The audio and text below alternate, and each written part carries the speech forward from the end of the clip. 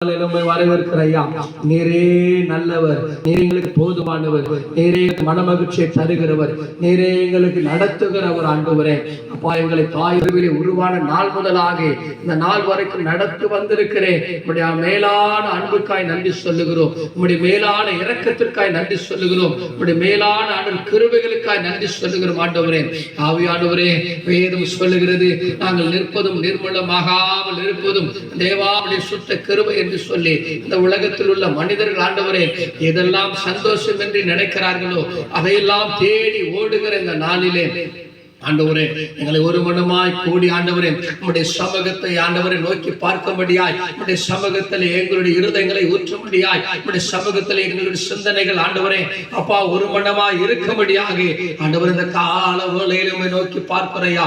வேதம் சொல்லுகிறது, உம்மை நோக்கி பார்த்த முகங்கள் வெட்கமற்று போனதில்லை என்று சொல்லி வேதம் சொல்லுகிறது. ஆண்டவர் உம்மை பார்த்த ஆண்டவர் முகங்கள்